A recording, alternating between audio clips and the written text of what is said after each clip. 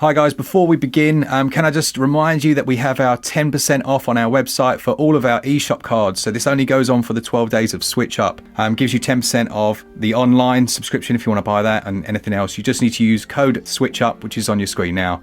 Thank you.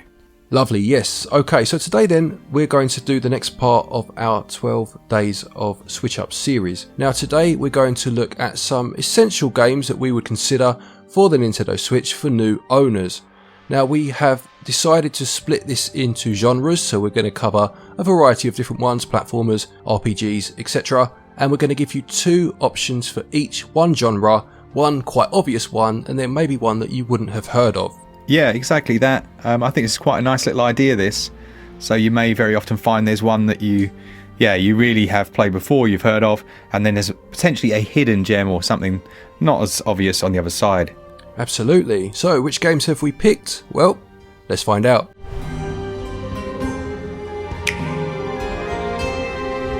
Okay, we're going to start with the 2D platformer genre, and our first pick, the obvious one, we're going to go for Donkey Kong Country Tropical Freeze. Now, we could have picked a Mario game. You've got the new Super Mario series on the Switch too, but we've gone for this one just because I feel it's a game that does everything that it does very well, and it just takes a few more risks than the 2D Mario games do these days. So this game came out on the Wii U first, and I know you didn't have a Wii U, Mark, but have you played this game in any capacity? I've only played the original Donkey Kongs back on, well, not the originals, but I've played Donkey Kong back on the N64. Oh, okay, yeah, Donkey Kong 64. Yeah. So this is a return to the 2D games of the Super Nintendo, and this one has kind of an icy theme where the enemies have kind of frozen some of Donkey Kong's home. It's very typical in terms of the 2D mechanics. It has your classic staples of the Donkey Kong games, your barrels, your minecart levels, etc. It has that higher level of difficulty that the Donkey Kong games kind of have over the more recent Mario games, but it's a huge amount of fun, and it looks lovely. Really nice aesthetic to it as well. Yeah, no, I want to try this one out actually. I think this is one of those that seems to have got much higher ratings and almost is more loved over time. Yeah, it also added, it didn't add very much from the Wii U game to be fair, but it added like an easier mode where you play as Funky Kong, who was the one that had like the surfboard and stuff. You can play as him now, and it's a much easier experience if you so wish. Nice. The game we're going to choose is kind of the less obvious one. Strangely enough, kind of takes inspiration from the Donkey Kong Country series, but does it incredibly well, and that's Kaze and the Wild Masks. Yeah, I haven't played this at all. I know nothing, Jon Snow. Well, let me fill you in then. So it's a game that uses a pixel art style this time. I would say it's kind of bordering between your 16 and your 32-bit, somewhere like that. The reason I said it's similar to Donkey Kong is it does borrow some elements from that. You kind of have your 4 letters that you can find throughout stages. There's your hidden collectibles that you'll find. There's its own variation of like the barrels that would project you forward in the Donkey Kong games. But if you've played Donkey Kong Country Tropical Freeze before, very much enjoyed it, but want something else, this might be the answer. And what it also does that's slightly different is it has masks, as the title would imply, that you can pick up that change your character, so you become like a shark for a while and you can swim underwater, or you grow wings and you can fly. And again, it just changes the gameplay up, you know? Yeah, nice one. I think, should we look at the 3D platformers next? Yeah, let's move on to 3D. So I don't think when you're going for obvious picks you can look anywhere really, but Mario Odyssey is your most obvious one. This was kind of Mario returning to absolute form on the 3D stage. Came out fairly early in the Switch's life, didn't it? Yeah. And introduced the mechanic of Cappy, which is your hat, Mario's hat, that he can throw onto other people or enemies and then kind of take over their bodies for a little while, which just changes up the gameplay in terms of how you move, how you traverse certain areas, allowing you to traverse certain areas that otherwise you wouldn't have been able to. It's a nice little mechanic. Yeah, it's Nintendo making possession accessible. Yeah, pretty much, yeah. But it's Nintendo doing what Nintendo do. It's them adding something new to an otherwise tried and tested formula. Yeah, and I don't think we can... it's funny because when I've played this, I thought this was really good, but when my kids played it, their eyes, when you could actually do that, put your cap onto a T-Rex and take it over, it's like next level awesome for a kid. Yeah, definitely. Incredibly well-loved game. you know, if we spoke about this the other day, so I won't harp on too much. But for me personally, growing up with Mario 64, I did feel that there were too many moons. I felt that they kind of handed them out like sweets on Halloween. But you know, looking past that, it's still a beautiful game, a lovely experience. Perfect. I don't give out sweets on Halloween, Glenn. Oh no, you don't. You're a grumpy old man, but you know what I mean. The alternative, the alternative then. Talking of Halloween, is Demon Turf then, which you reviewed and we did speak about recently. So I'm going to hand over to you to talk about this one. Yeah, so Demon Turf is from a developer called Fabraz, and it was funny because I was following it on Twitter for a long, long time, and it just looked really interesting. Again, it does very similar things to Mario Odyssey. In fact, it does more similar to Mario 64 in that you've got your overarching hub area, and then you go into these levels, you know, and then you've got different objectives of collecting these three items. It's a bit of a speedrunning aspect that I quite like as well, but it's very cool that you can put down your own checkpoints, can't you, Glenn? You can, yeah. So I really like this idea, actually. You can lay your checkpoints as you see fit. I think you have 3 per level possibly, but you can get another one, or it might be 4 per level. I forget now, but if you feel the game's getting too difficult, or you're starting to get that moment of apprehension that you might die, you can lay a checkpoint, and it does change the dynamic of the platforming in terms of you kind of being in charge of your own destiny, doesn't it? It does, yeah. And there's some very secret DLC in the works for this one. Oops. Right, quick, let's move on. Right, let's have a look at ARPGs, action RPGs next. The obvious pick we're going to go for is Trials of Mana. Now, I'm a big fan of the Mana series, and this is a remake of a game that came out for the Super Famicom, never made its way outside of Japan originally, called Seiken Densetsu 3, which was the sequel to Secret of Mana, a game that did make its way to the West. So this remake puts the game on like a kind of a 3D open, in inverted commas, world where you have to take part in certain objectives, fulfill certain quests, and generally make your way, you know, through the game. You have a party of, I think it's 6 to choose from. You can choose 3 from 6, and the characters you choose will change certain story elements. You'll run into the other members as you go along, but you'll kind of follow the story threads of the 3 that you've chosen. I loved this game. I played this through to completion at the back end of last year, and it wouldn't be a stretch to say it's up there with my favourite Switch games, to be honest.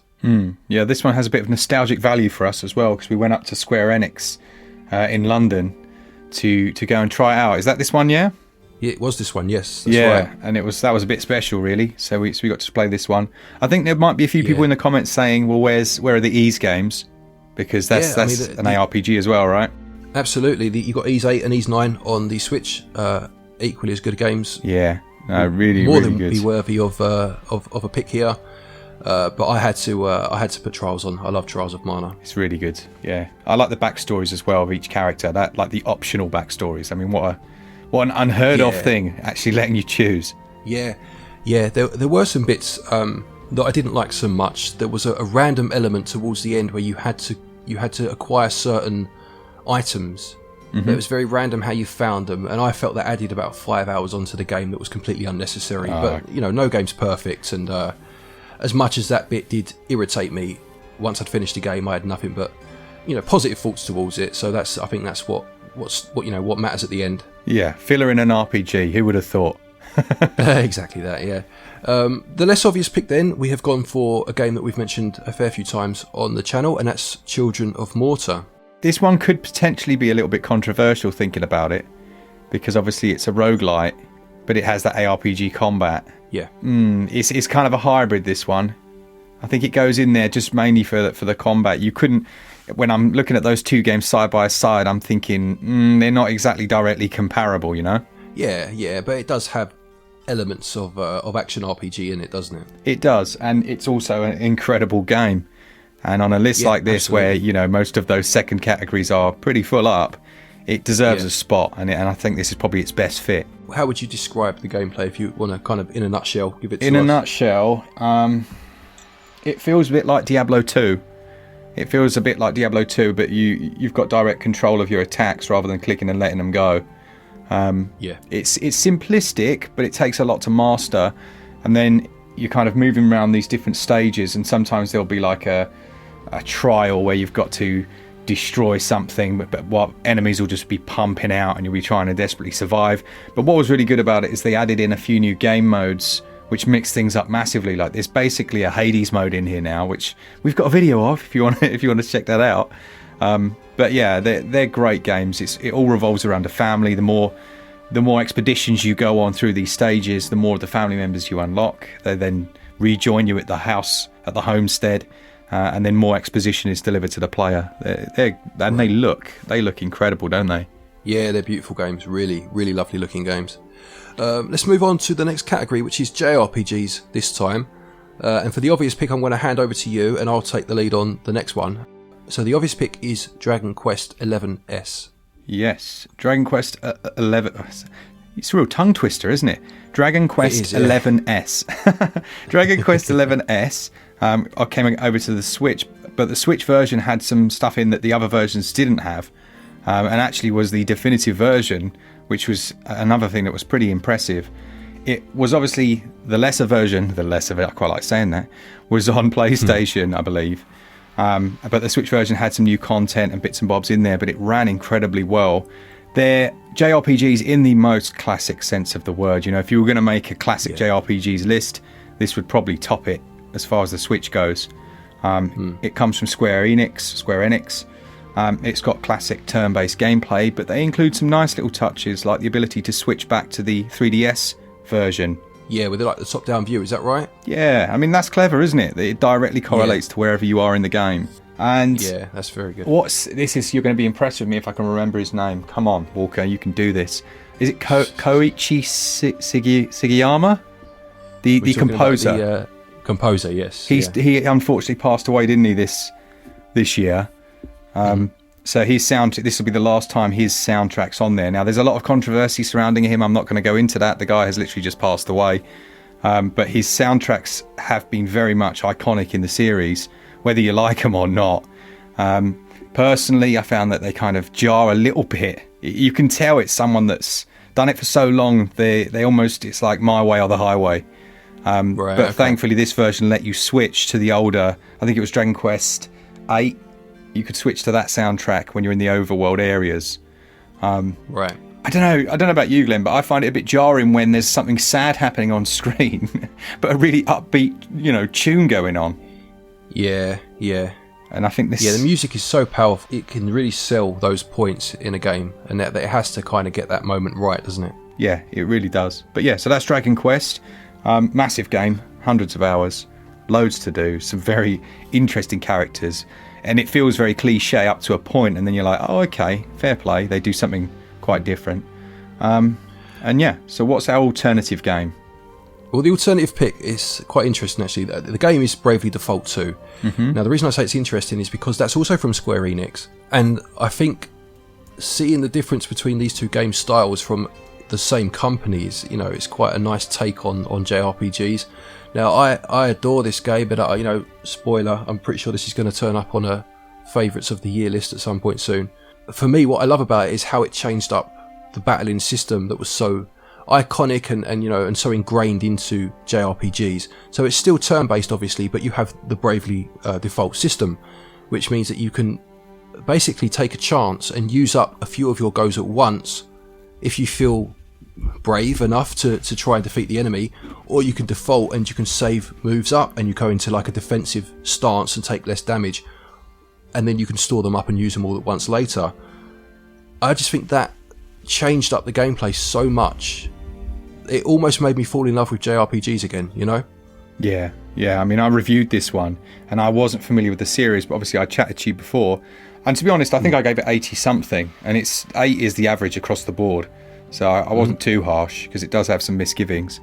But for fans of it, that system is just, for you guys, it's like your perfect, what is it, like JRPG style combat?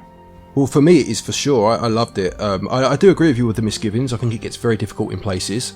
Has some huge difficulty spikes, as did the previous ones in the series. But also, the other thing I love about it is the job system. You collect these asterisks as you go along. And you can kind of pick and choose. So you have a main job and you have a sub job, but each job has a certain amount of skills that you can level up. So what you can do is you can use one job to level up to a point where you want this particular skill, then set that as a sub job and main something else, but you still have access to that skill. And when you start mixing those jobs up, it just opens up so many opportunities, you know? Definitely. Yeah, no, it was very good. I did enjoy it. So yeah, that's the alternative. And we'll move on to the next section, which is action games. And again, I don't think you can really look past Bayonetta as our main pick. So you have on the Switch at the moment, you have Bayonetta 1 and 2 both available. The first game, which came out, I think I'm right in saying the Xbox 360 originally, or that era at least, that generation. And then you had Bayonetta 2, which was actually a Wii U exclusive. And you have 1 and 2 now available here, and a third game in the works. So these are your classic kind of hack and slash games. The main character, she's very cool, you know, she's got a lot of style about her. The way she moves, she's very seductive, but that lends itself very well to a nice fluid combat system, you know? Yeah, I mean, this is classic, what they call Platinum Games. This is Platinum Games, you're right, yes. Yeah, it's classic. It's so, everything they do is so bombastic. I played this and was like, oh my goodness. It's like an assault on the senses. It is, you're not wrong. But in a good way. Like, I think, I mean, again, don't want to spoil much, but they tend to be on a very, very large scale. So you'll be having a fight and then everything will fall for a mile. You know, and then it continues. It's very cool. It feels a bit like an anime. Yeah, definitely. And on that, in terms of our alternate pick, staying with Platinum Games as it happens, we've gone for Astral Chain.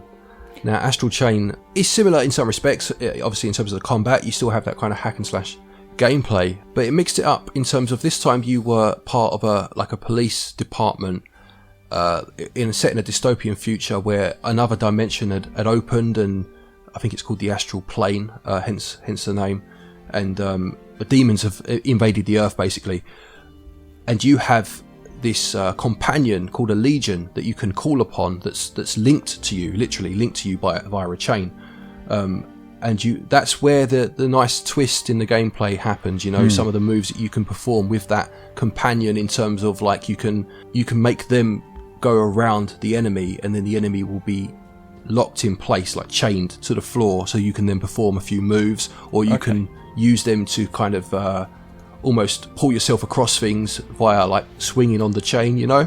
I don't know what the general consensus is of this, not in terms of how good it is, but I mean, I said in a video the other day, I think maybe it's slightly, if not underrated, maybe just not as well known as you would expect, you know. I think maybe it just flew under the radar a little bit, maybe not to a core group of people that were waiting for it, but in terms of general public, I don't know if maybe this one just kind of slipped along quite quietly, you know.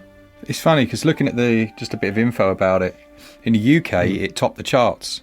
So here it was number 1, but the rest of the world it didn't reach number 1 in the charts. Right. Okay, that's quite interesting then. So it found its audience initially somewhere, but I know it. You know, it's in terms of how well liked it is. It's certainly hit the mark. It's just I don't know if maybe whether Bayonetta, it lives in Bayonetta's shadow a little bit. I'll be honest. I don't think the marketing was particularly good. Like, for even down to, I'm not saying the artwork's bad, but there's a difference between something that's incredibly enticing and catchy, and something that just looks potentially a little bit generic. And I think, go on.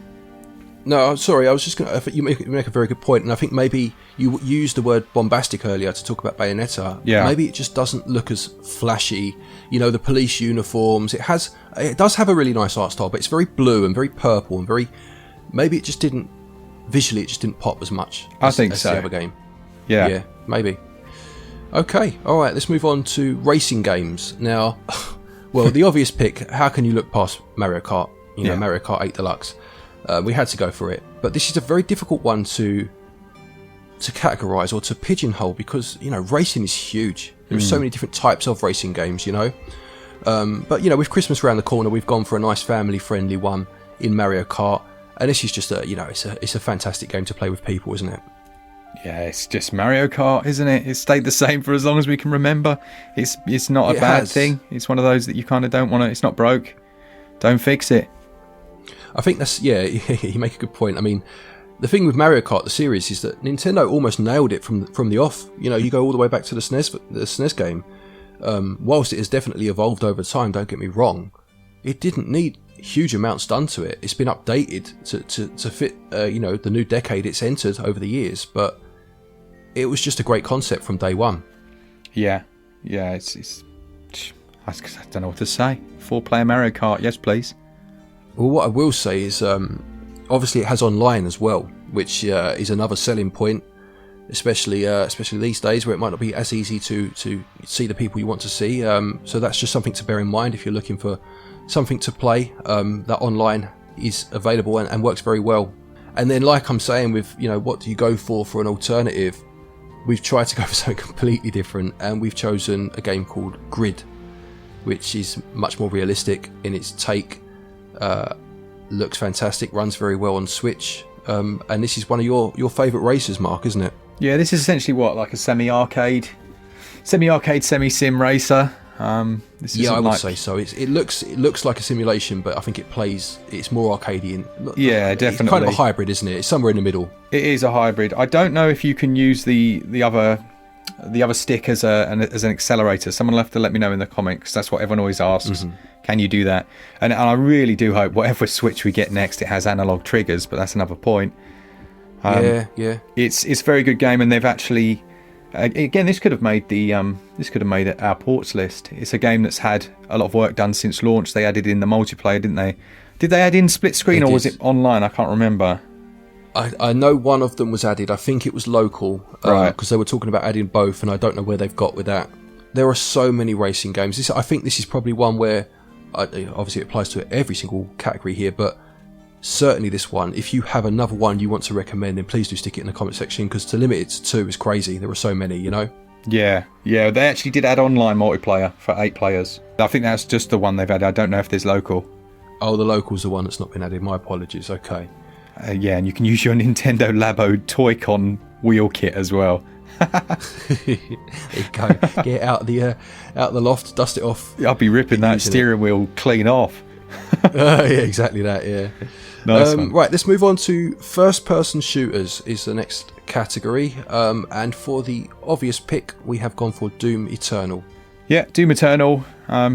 It's Doom, isn't it? It's the updated version. It's after the 2016 release. We've spoken about it quite a lot recently.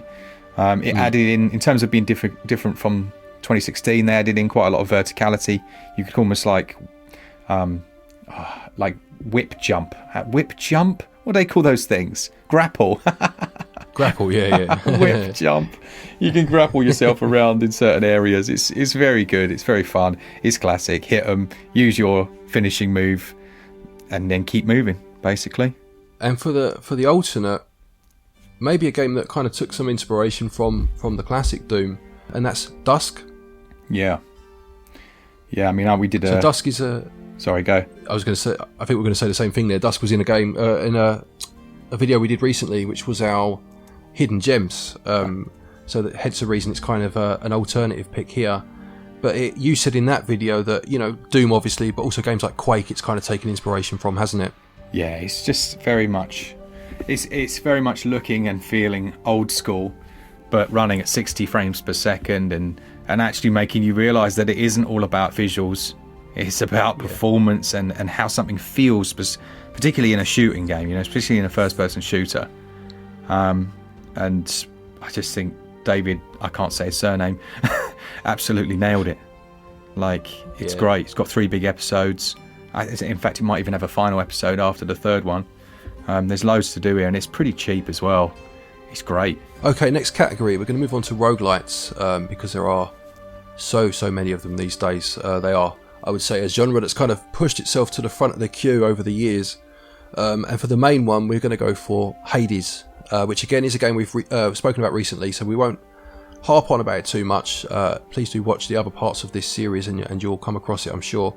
And you'll see our embarrassing moment of forgetting who the main character's dad is in the names in the title. But in terms of the game itself, yes, it is a roguelite, and you go on runs, you acquire weapons, and it's just one of the most polished roguelites I think I've ever played. Yeah, that's essentially it, isn't it? Supergiant Games refining the formula, and then releasing Hades, which has just blown everyone away. It doesn't necessarily do anything new. You move through each area, kill all the enemies, make a decision upon where you want to go next, and that gives you a slight upgrade, and then carry on. It's, you know, it's not world changing.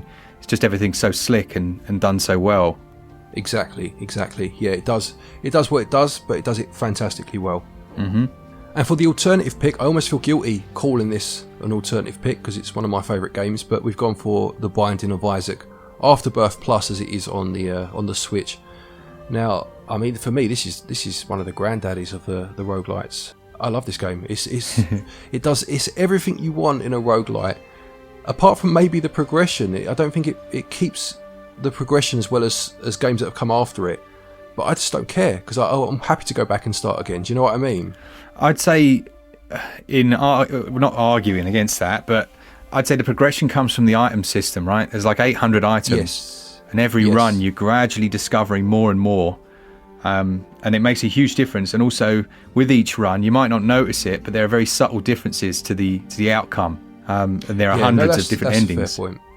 Yeah, I think, because in some roguelites, your character gets slightly stronger each time. Yeah. Whereas that's not necessarily the case in Isaac. Other than, obviously, as you say, you've unlocked more items that you may then find potentially in a new run and get stronger quicker. So no, that's a fair point. But just in terms of the way it works, obviously it's like a top-down view. You go through a dungeon, you walk into a room, you have, up to 4 possibilities in terms of where you can go next. You have to kill every enemy on the screen before you can move on. You'll find power-ups, and you'll either have a ridiculous run where you're so overpowered it's untrue, or you'll find absolutely naffle and die within 15 minutes. Yeah, and it's not knowing, isn't it? That's where the fun comes from. Definitely, but it's also it's pure skill. It's pure player skill. You can have a terrible run, but do better than a good run just because you play better. Absolutely, and they have added an update recently. It's a paid update, to be fair, just to make that clear. But it's added proper multiplayer, whereas before one of you had to play as like a familiar, like a little flying creature. Now both of you play as a proper character, don't you? Yeah, no, it's brilliant. Absolutely great. Which, it really does elevate things. Well worth getting. Fantastic game. Okay, let's move on to the puzzle games, or 2 puzzle games. And for the obvious pick, we've gone for Puyo Puyo Tetris, just because it takes 2 very well loved games and kind of merges them together. So Puyo Puyo is played with kind of little gelatinous blobs that kind of stick together. You have to match those of the same colour before they disappear, and obviously it's about trying to link as many as possible, being strategic in where you lay them. I find this game very difficult. I'm not very good at Puyo Puyo, but in this package you've also got Tetris, which is a game I absolutely love. I love Tetris, it's such a classic. But what this game does well is it merges the 2 together. It allows you to play one or the other, but then sometimes it kind of pushes them together. And if you're playing competitively with someone and you both have one of the games that you're quite good at, when you put them together, that's where the fun really kicks in, you know? Yeah, 4-player Puyo Puyo Tetris with your gelatinous blobs for Christmas. That's right. Very good game. You can find it for relatively cheap now. There's a sequel to it too, which we did review if you're interested, but it does much the same, to be honest. If you find the first one cheap, it's probably worth picking that one up, to be honest. But as the alternative pick, staying with the Tetris theme, we've got Tetris Effect, which came to the Switch quite recently, Mark, and this is a game that was elsewhere. Was it in VR elsewhere? Yeah, this is where I played it first, in VR. It was right. Glorious. It's all about the soundtrack, isn't it? It's like the soundtrack combined with the visuals, that synchronicity as it changes as you play. It's very... A lot of people... Honestly, look, it's Tetris. I do really like it, but I think people got a little bit extra read all about it on this one, giving it 10s out of 10s and stuff. Like, come on, it's a good game, but they were like, it's a masterpiece, and maybe I'm wrong, I'll accept if I'm wrong, but I don't know, I felt it all got a bit pretentious for a minute there. I think what your problem with it was, Mark, that it's not a Souls-like Tetris game. If it was a Souls-like, then it'll get 10 out of 10 all day long. Touche. But to be fair, yes, you're absolutely right, it's music-based, and if you are looking for something that isn't Tetris, you also have Lumines on the Switch, which did it many years ago, and it's very similar, isn't it? In fact, I think some of the people behind Lumines were actually behind Tetris Effect as well. Okay, last category then. We're going to go for adventure games, and we're going to kind of end on an obvious one, because how can you not? And that's The Legend of Zelda: Breath of the Wild. Wow, what a game this is! A fantastic game. Came out at launch, obviously, on the Switch, having been initially planned to be a Wii U game. It ended up going on both consoles, and this really, I don't know, it really changed the Zelda formula, didn't it? Completely. Yeah, I mean, it's turned it into a physics-based open world adventure, which is a little bit different. It's funny, actually, because I guarantee in the comments there'll be a few people, and, you know, make yourselves known, that don't like Legend of Zelda Breath of the Wild. I know there's quite a few of them, but I think... Yeah, I'll say, Mark, I'll admit right now, if we're talking in terms of Zelda games, on the Switch, Link's Awakening is my favourite. Yeah. But that doesn't take away from what Breath of the Wild is, which is an absolutely incredible game, an incredible experience, isn't it? It is. Yeah, it's funny, they actually made this fully in 2D first, with the physics and everything. There's a nice video on YouTube of how they designed it, and it's very interesting. Right. You might like it, actually. Almost like a documentary. But yeah, they originally had the whole thing run in physics and all in an old school top-down Zelda style. Man, that's amazing. Yeah, just to plan it out, and then we're like, yeah, this will work. Boom, let's make it. Yeah, I mean, but you know, you have the world to explore. You mentioned physics-based there. You know, obviously you can basically climb anything you want as long as you've got the stamina to do it. It's just such a, you know, pardon the pun, but it's such a breath of fresh air, isn't it? You know? Yeah, and then just go off and look for a bear to ride. Yeah, and you have the Korok seeds to try and find, and you have like the little mini dungeons, as they are, that you can try and locate as well. And it's just something very it just frees you up from the mundane, doesn't it? It just allows you to go and just be this explorer for a while. You know, it had some parts that I didn't enjoy so much. I don't know about you, Mark, but the breakable weapons were something that I could quite easily do without, whether it's realistic or not.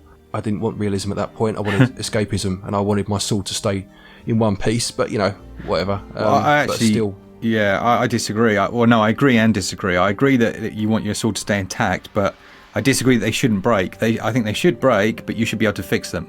You know, you should be able to gather more sticks and fix it before it breaks.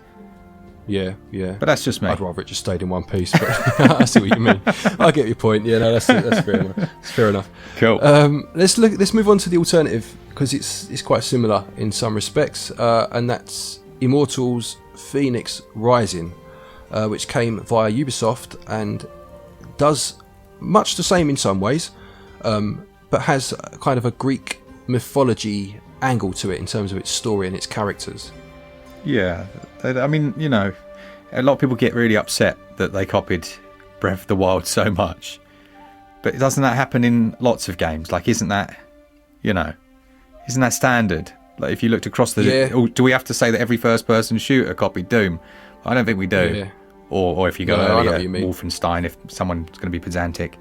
We don't have to, do we? It's kind of a given. I guess it was soon after, and it was so similar. Is why people kind of got a bit hurt about it. Yeah, no, that's fair. Yeah, but like you say, it's not the same. It's got that Greek mythology, which makes a big difference. You can design and create your own character. You've got you can be male or female. You can.